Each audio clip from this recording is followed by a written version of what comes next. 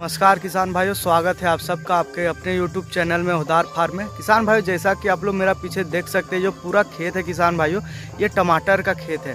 तो किसान भाइयों, आज की इस वीडियो में हम लोग बात करेंगे कि आप गर्मी में यानी कि मार्च के बाद आप टमाटर की खेती करके अच्छा खासा मुनाफा आप कैसे ले सकते हैं, कौन कौन से आपको सावधानी बरतना है और कैसे इसकी खेती करना है और कैसे अधिक से अधिक मुनाफा लेना है। सबसे पहले बात करें, आपको अपना खेत को सबसे पहले तो 3 से 4 बार आपको जुताई कर लेना है। जुताई करने के बाद सबसे पहले तो आपको अपना खेत में पूरा खाद, आप देख सकते हैं किस प्रकार से खाद है, इस प्रकार से आपको एक ट्रॉली के हिसाब से, आपको अपना एरिया के हिसाब से अपना खेत को पूरा खाद से, गोबर की खाद से कवर कर लेना है। उसके बाद फिर से आपको जुताई करके पूरा खेत को समतल कर लेना है। जब आपका खेत समतल हो जाएगा किसान भाइयों, उस टाइम में आपको क्यारी बना लेना है। क्यारी बनाना है आपको नर्सरी के लिए। सबसे पहले तो नर्सरी आपको तैयार करना है।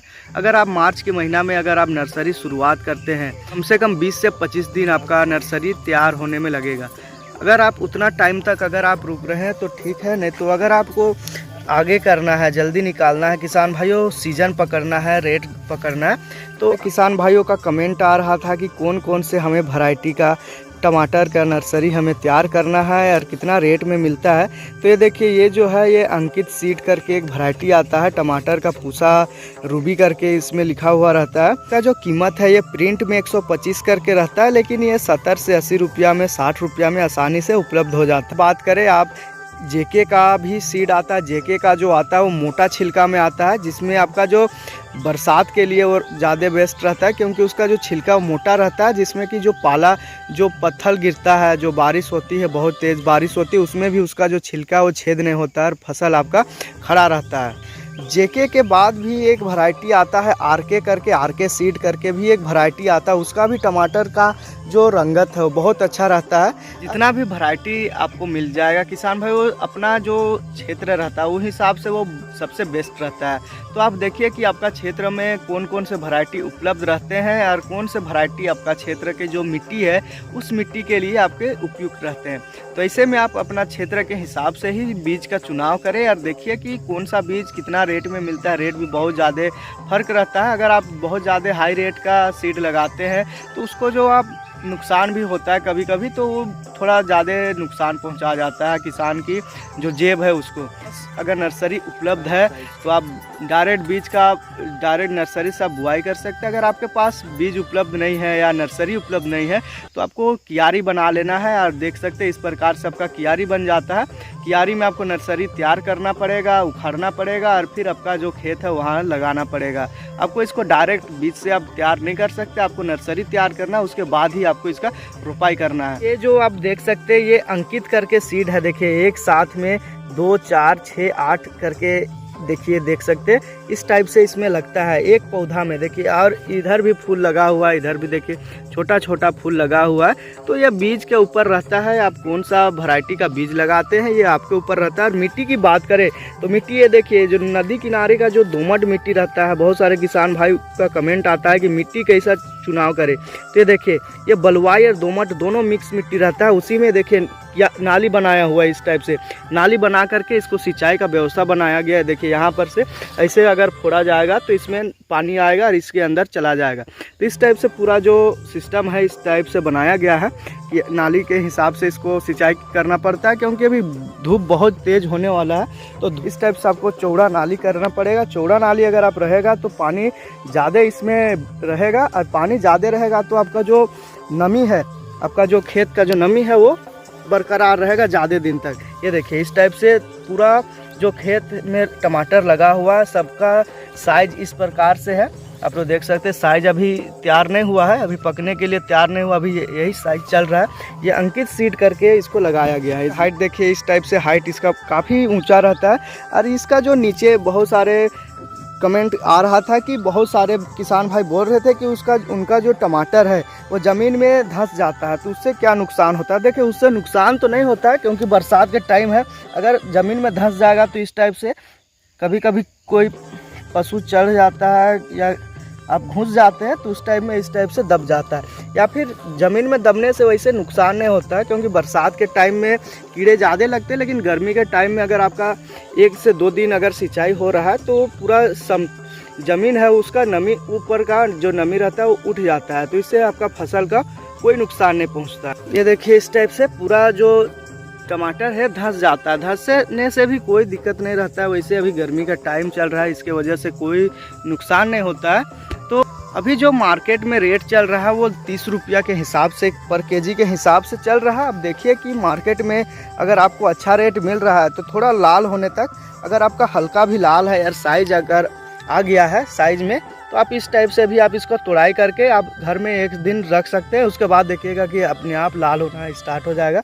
उसके बाद आप इसको आराम से सेम रेट में आप बेच सकते हैं। देखिए साइज़ को अगर आप देखेंगे या फिर आप इसका जो ग्रोथ देखेंगे तो इससे आपको मार्केट पकड़ने में थोड़ा मुश्किल हो जाएगा। आप कोशिश कीजिए जब रेट हाई रहता है उस टाइम में आप इसका हार्वेस्टिंग कीजिए और मार्केट में तुरंत सेल कर दीजिए।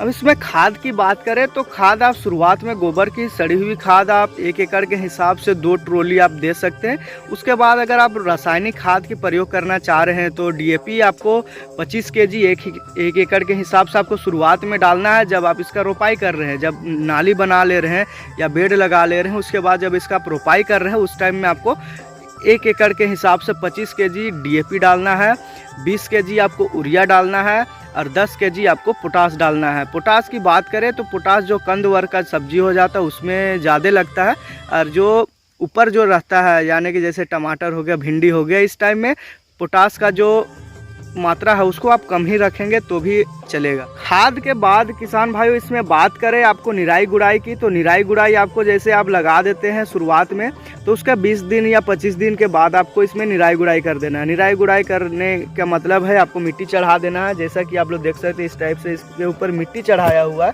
मिट्टी चढ़ाने से या निराई गुड़ाई करने से या कोड़ा करने से किसान भाई उस टाइम ही अगर आप खाद का प्रयोग करते हैं, जैसे रासायनिक खाद का, जैसे डीएपी और यूरिया को मिक्स करके आप अपना खेत में जो नाली है उसमें आप लगा करके जब आप निराई गुड़ाई करते हैं तो उसका जो मिट्टी है वो आपका पौधा में चढ़ जाएगा और उसमें खाद आपका मिक्स हो जाएगा। और जब सिंचाई मारते हैं तो उस टाइम में उसका जो ग्रोथ है वो बहुत तेज़ी से होना स्टार्ट हो जाएगा। जैसे कि आप लोग देख सकते हैं इस टाइप से इसका जो ग्रोथ है वो काफ़ी हुआ है और इसमें जो बहुत ज़्यादा इसमें फल आना स्टार्ट हो गया। देखिए फूल भी आ रहा है, फल भी आ रहा है।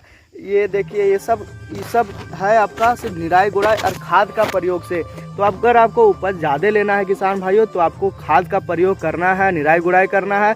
और ख़ास बात यह है कि आप देख सकते हैं इसमें किसी प्रकार का खरपतवार नहीं है। खरपतवार जो है वो ये साग है, इसको जो है ये भथुआ साग है किसान भाइयों। अगर आप इसका अगर मार्केट है आपके क्षेत्र में तो आप इसको भी उखाड़ करके जब छोटा साइज रहेगा उस टाइम में आप इसको उखाड़ करके आप इससे भी आमदनी ले सकते हैं। या फिर अगर कोई खरपतवार निकल रहा है, जैसे आप लोग देख सकते हैं मोथा घास है यहाँ पर, तो इस टाइप से इसको अगर निकाल करके भी आप इसका जब देखभाल कर रहे हैं तो इससे भी आपका जो उपज है वो आपका पौधा में बहुत असर पड़ेगा अगर आप निकाल रहे हैं खाद को। तो क्योंकि जो घास को अगर आप निकाल रहे हैं तो इसका जो खाद है यानी कि इसका जो उर्वरक क्षमता है वो आपका घास नहीं ले पाएगा, आपको डायरेक्ट फसल में मिलेगा, जिससे कि इसका जो ग्रोथ है वो बहुत तेज़ी से होगा। तो इसका जो सिंचाई की बात करें तो सिंचाई की बात ऐसी है तो सिंचाई की बात करें किसान भाई तो सिंचाई अभी गर्मी का महीना चल रहा है। गर्मी का महीना में किसान भाइयों आपको 7 से 8 दिन या 6 दिन आपका देखिए कि आपका जो क्षेत्र है या खेत है वो किस टाइप का खेत है। जैसे कि आप लोग देख सकते हैं मेरे यहाँ जो खेत है वो काफ़ी छाया वाला खेत है, जिसमें कि नमी ज़्यादा दिन तक रहता है, 7 दिन तक आराम से चलता है। क्योंकि अगर पूरा खुला खेत रहेगा तो उसमें नमी बहुत जल्दी निकलता है। और सामने अब देख सकते हैं आगे सामने जो है वो नदी है, तो जिसके वजह से इसका जो नमी है वो काफ़ी बरकरार रहता है। तो अपना क्षेत्रों को देखिए कि जब सूख रहा है, सिंचाई की ज़रूरत पड़ रही है तो आप 6 से 7 दिन में आप इसका सिंचाई कर सकते हैं। उपज की बात करें किसान भाइयों तो ये आपका बीज के ऊपर है, आपके मिट्टी के ऊपर है।